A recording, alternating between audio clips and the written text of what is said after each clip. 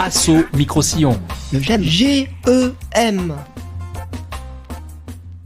Des interviews diverses et variées. De l'envoyé spatial. Voilà, reportage 31. Vincent.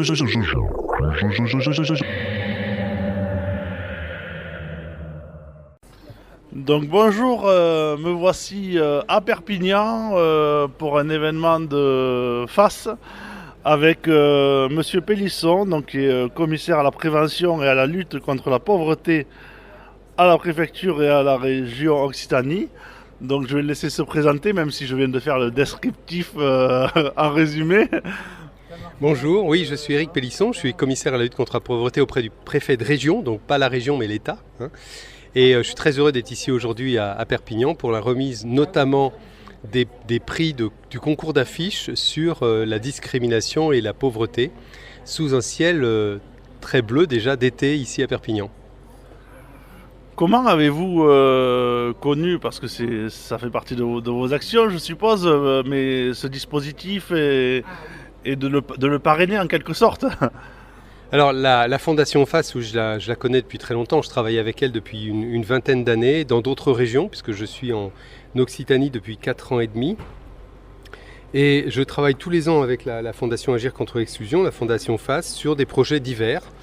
Et donc par exemple depuis 3 ans, sur le sujet des discriminations, on a des actions. Alors il y a 3 ans, on avait mené une journée d'études sur discrimination et pauvreté. Il y a 2 ans, on avait conduit ensemble un sondage et la présentation des résultats du sondage, toujours sur le sujet de la discrimination liée à la pauvreté. Cette année, on s'est dit qu'il fallait s'adresser aux jeunes par le concours d'affiches qu'on va pouvoir ensuite diffuser dans les établissements scolaires. Et a priori, l'année prochaine, je vais confier une étude à des universitaires de l'Observatoire des discriminations de Montpellier. Donc le partenariat avec la Fondation FAS est effectivement un partenariat déjà ancien avec beaucoup d'actions. Comment vous est venue l'opportunité d'être dans ce domaine de... Bon, vous êtes un politique, mais sur le domaine de l'handicap, de la pauvreté, de l'exclusion. Pourquoi cet axe-là enfin, est-ce que vous aviez eu un parcours avant ou dans vos relations, je ne sais pas, sur le sujet? Alors effectivement, merci de me poser la question parce que la question du handicap, c'est pour moi quelque chose de très ancien. J'ai rencontré, je ne sais pas si vous avez vu le film Un petit truc en plus, j'ai rencontré mon épouse, on était tous les deux bénévoles dans une association et le film Un petit truc en plus, c'est exactement ce qu'on a vécu. C'est-à-dire des personnes avec des handicaps très différents, qui n'ont pas grand-chose à voir ensemble, si ce n'est l'amitié. Des animateurs dont on se demande pourquoi ils sont là. Il y a le garçon, il est là pour draguer la fille, une fille un peu déjantée, on ne sait pas pourquoi elle est là elle-même. Et en fait, malgré tout ça, ça fait une famille formidable, ça fait des gens qui s'aiment, parce que dans le monde du handicap, en fait, on fait tomber le masque. Et on est soi-même, on n'a pas besoin d'avoir le masque social, de jouer le préfet, l'élu, le juge, l'avocat, etc.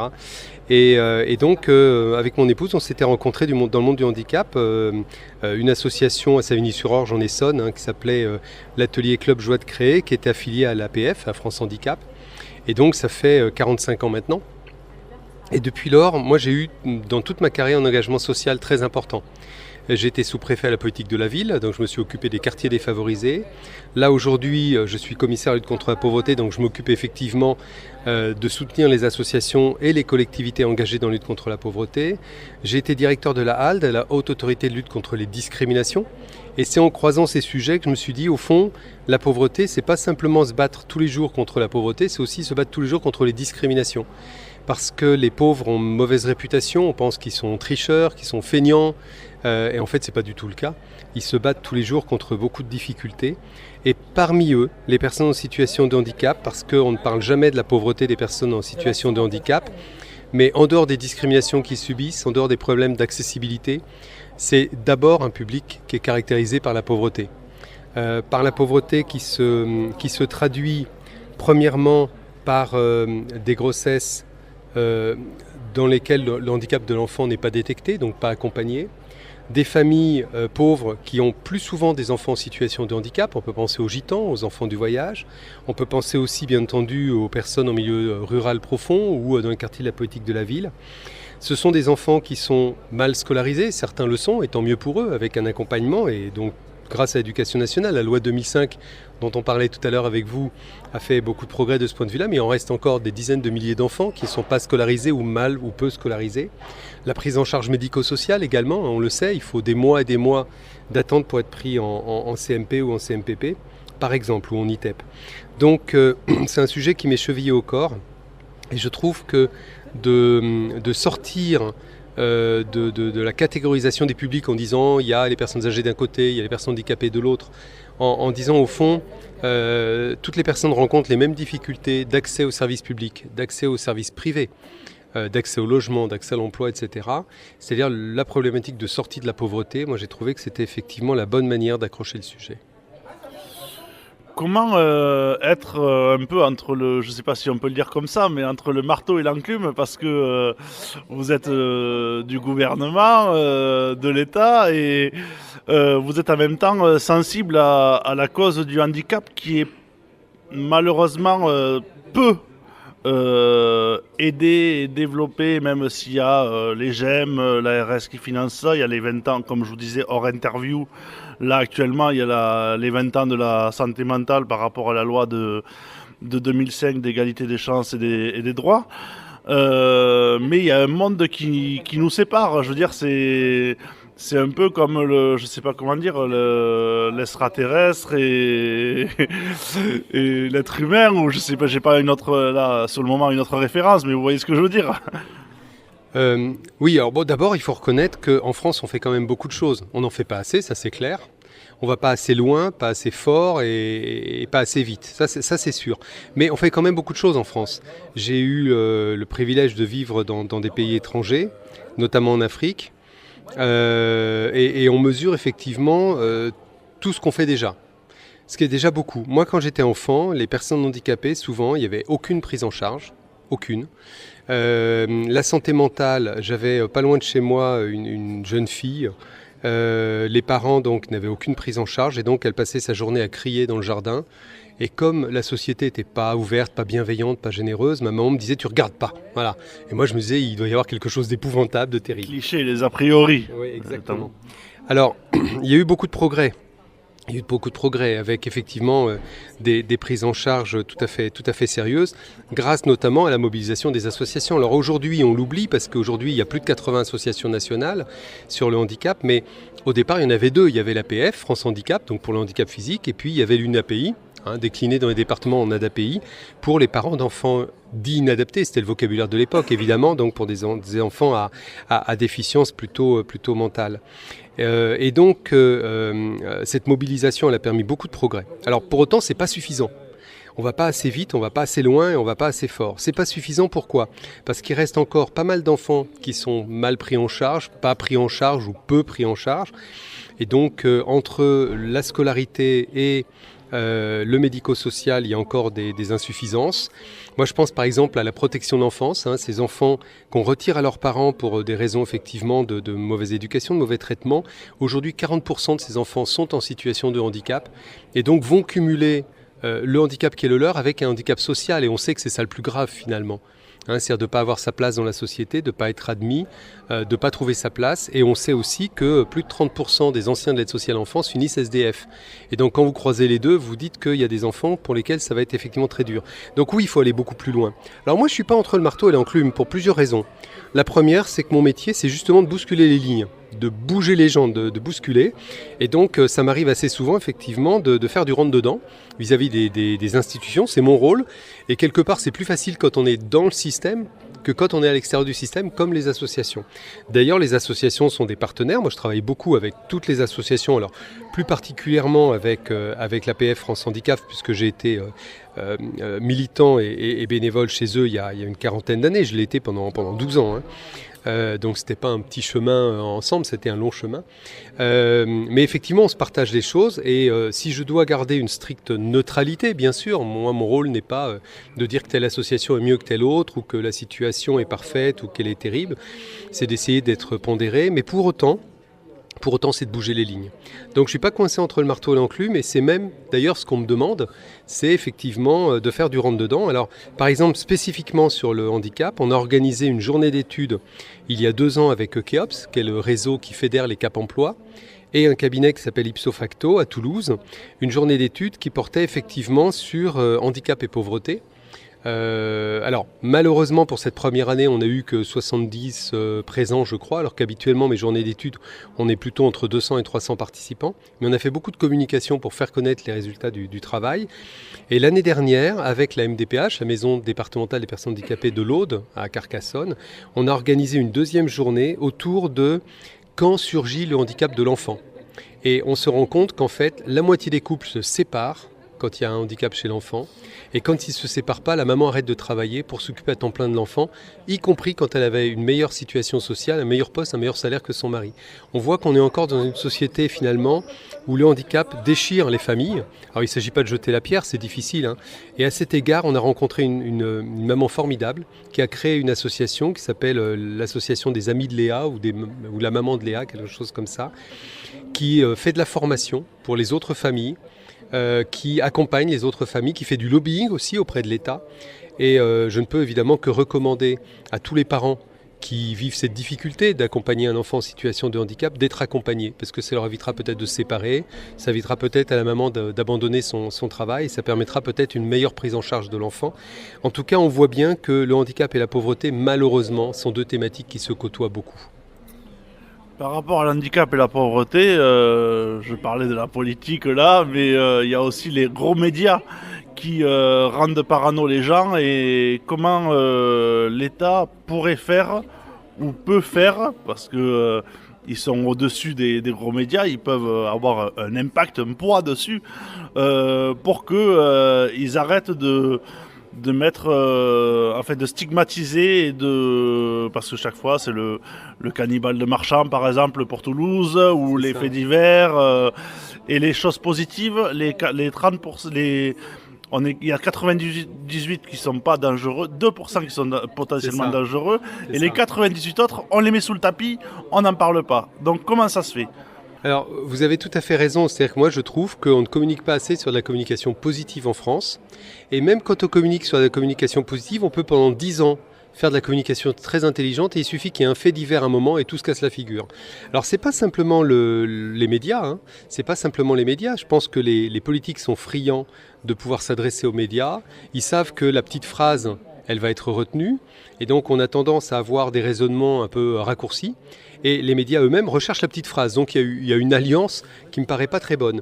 Et donc je vais vous donner un exemple d'une publicité qui m'a paru intelligente. Il y a 20 ans, en Belgique, on voit une table au restaurant avec 5 personnes attablées. Et puis il y a un homme qui commence à sortir des choses ignobles sur les femmes. Les femmes sont des putes, enfin des choses ignobles, terribles. Et on voit la mine déconfite des 4 autres, mais qui n'osent pas répondre. Et la caméra se met derrière les personnes et fait le tour. Et quand on arrive derrière la personne qui prononce ces insanités, on voit que c'est une personne en fauteuil. Et la voix off en Belgique dit « Tout le monde a le droit d'être con, même les handicapés ». Et je pense qu'on aura beaucoup gagné quand on considérera finalement tout le monde à égalité, sans pitié, sans condescendance, sans stigmatisation non plus, parce que en effet, les personnes handicapées ne sont pas obligées, quand elles sont élues, d'être élues au handicap, ne sont pas obligées d'être militantes dans une association de handicapés, et au fond sont des personnes comme les autres, donc elles ont droit aussi d'être cons, comme le disent nos amis belges. Et moi je rêve d'un jour où en France les médias ne seront plus dans la stigmatisation, ne seront plus dans la réduction, et considéreront finalement une personne comme une personne. Et donc on pourra dire à quelqu'un, parce qu'il est noir, parce que c'est une femme, parce que c'est une personne handicapée, je suis désolé, vous êtes un sale con. Et là on aura tous gagné, parce qu'on ne sera plus dans la stigmatisation, on ne sera plus non plus dans la caricature, dans le préjugé. Et donc pourquoi est-ce qu'on réduit les gens à leur handicap ? C'est complètement scandaleux, c'est une dimension importante de leur identité, importante. Moi j'ai connu un monsieur à Waterloo dans le Nord qui avait eu un grave accident de voiture, il en était sorti handicapé, sa femme handicapée, ses 3 enfants handicapés. Et lui disait « J'aime mieux ma vie de maintenant parce que maintenant je sais que je vis ».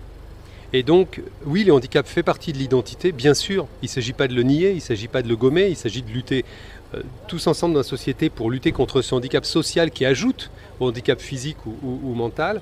Mais en tout cas, considérer la personne dans toute sa globalité et pas uniquement de la réduire à son handicap.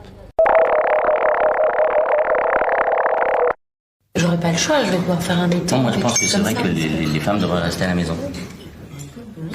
je parle pas pour toi. Je dis, mais si les femmes travaillaient pas, il y aurait plus de chômage. Hein. Regarde avant, elles travaillaient pas, il n'y avait pas de problème. Une bonne guerre, il y a que ça de vrai. Hein. Je suis sûr que l'économie repartirait. Tu l'as vu? T'as déjà vu ses yeux? Marie, elle s'est plainte d'harcèlement sexuel. Là, elle le cherche, oui. Elle rentre au bureau, tous les mecs qui regardent comme faut être gonflé, je trouve. Et on parle du chômage. Cet homme est une personne handicapée. Il y en a qui en profitent à fond. Mais avant tout, cet homme est un con. Les personnes handicapées sont des femmes et des hommes comme les autres. Je vais terminer par une question parce qu'on pourrait parler longuement sur la thématique en rapport avec l'handicap. Mais par rapport à la différence, souvent on cloisonne ou on met des... Voilà, par rapport à l'handicap psychique et l'handicap moteur ou sensoriel. L'handicap sensoriel, moteur, on s'apitoie sur le sort des gens. L'handicap physique, on en parle moins ou alors on en parle mal parce qu'il peut faire peur. Comment réussir à que les deux soient, enfin que tous les handicaps soient comme les places de stationnement, on met un fauteuil roulant, mais on met pas par rapport à l'handicap dit invisible psychique. Non mais, je suis tout à fait d'accord avec votre présentation. On a tendance à réduire le handicap au handicap physique et le handicap physique au fauteuil, qui ne représente, je crois, que 4% des personnes en situation de handicap, donc très peu. Et là aussi, parce que quelque part, c'est une image un peu positive, parce qu'on a le sentiment que voilà, la brave personne qui passe à côté va pouvoir aider. Et de ce fait, le handicap psychique, le handicap mental sont mal perçus. Vous connaissez sans doute Alexandre Jolien, qui est un philosophe. Donc c'est un garçon qui est né handicapé moteur, alors qui est très intelligent mais qui a du mal à s'exprimer. Il a des difficultés à prononcer. Et en fait, ce garçon, donc, il a été dans un centre jusqu'à sa majorité. Et à sa majorité, il s'est posé la question de savoir s'il voulait rester toute sa vie dans un centre où il était bien, ou s'il voulait au contraire en partir et vivre sa vie. Et en fait, il a fondé une famille. Et il a écrit plusieurs livres que je recommande aux auditeurs, dont un qui s'appelle Apprendre à lâcher prise. Et dans Apprendre à lâcher prise, il explique que quand ses enfants ont commencé à marcher, vers l'âge de 1 an, il ne pouvait pas les aider parce qu'il ne pouvait pas leur tenir la main. Et en fait, il expliquait que s'il essayait de les aider, lui-même allait tomber, et donc c'est pas ça qu'il fallait faire. Et je trouve que c'est une belle leçon de vie, c'est-à-dire c'est l'inverse, c'est le handicap qui apprend aux personnes entre guillemets considérés comme normales, comme non handicapés, qui leur apprend qu'en fait il faut lâcher prise, que nos enfants ne sont pas notre propriété mais qu'on est responsable et qu'on doit leur apprendre au contraire à être autonome. Et donc pour changer le regard sur les personnes déficientes mentales ou qui ont des problèmes de santé mentale, on peut penser à celles qui crient dans la rue par exemple, etc.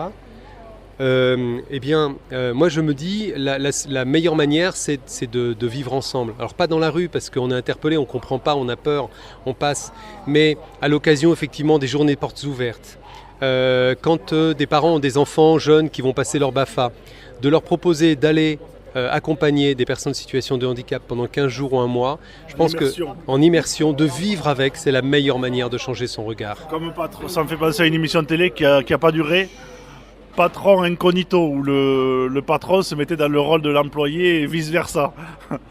Oui, alors il ne s'agit pas forcément de devenir incognito. Moi je me souviens dans une colonie de vacances, au bout de 5 minutes, j'avais une de mes élèves, j'étais prof à l'époque, qui était venue. Et en fait, au bout de 5 minutes, les personnes handicapées l'ont dit « Mais toi, t'es pas là pour nous, toi, t'es là pour valider un stage. » Donc effectivement, comme ils n'ont pas de masque, ils voient très bien derrière le masque des autres. Mais pour autant, je trouve que c'est des belles expériences de vie. Moi, je souhaite à tout le monde. C'est-à-dire vraiment d'entrer en amitié, de laisser tomber nos préjugés. Et la seule manière, c'est de rencontrer les personnes.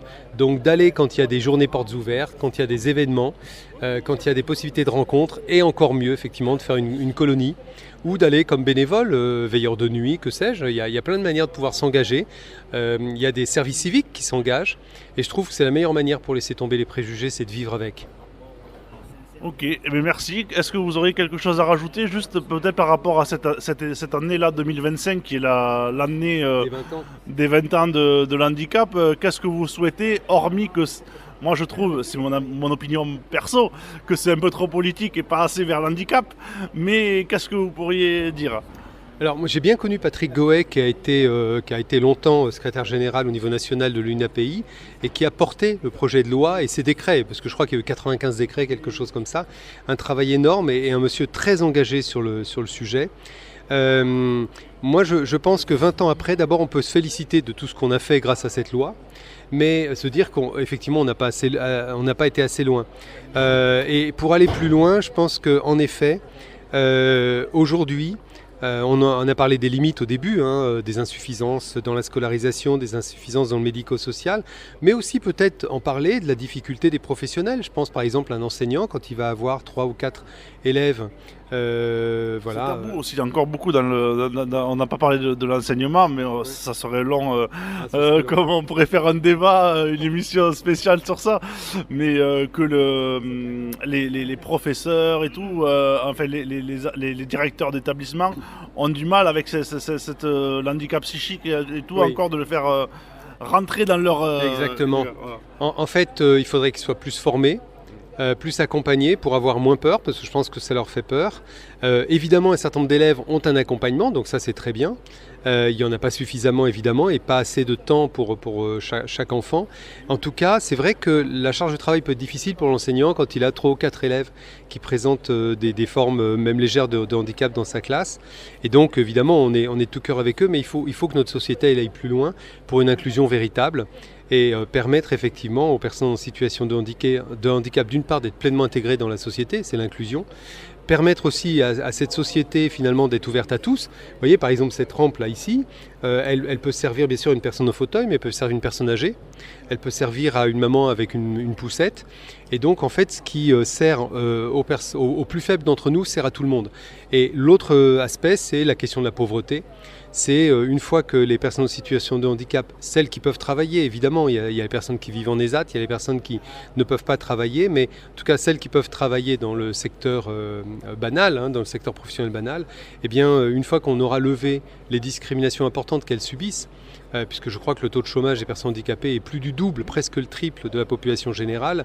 Le dernier chiffre dont je me souviens, c'est 31%, c'est un chiffre qui doit avoir 3 ans, donc c'est pas le bon chiffre, mais en tout cas c'est de cet ordre-là.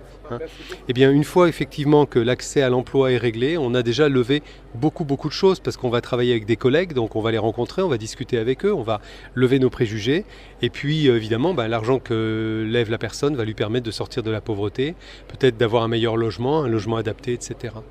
Des interviews diverses et variées. De l'envoyé spatial. Voilà, reportage 31. Vincent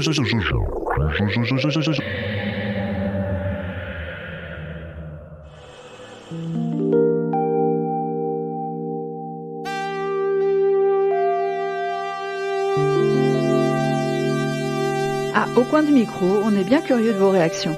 Alors, vous pouvez nous écrire à association.microsillon@gmail.com. Promis, on vous lira. À très vite!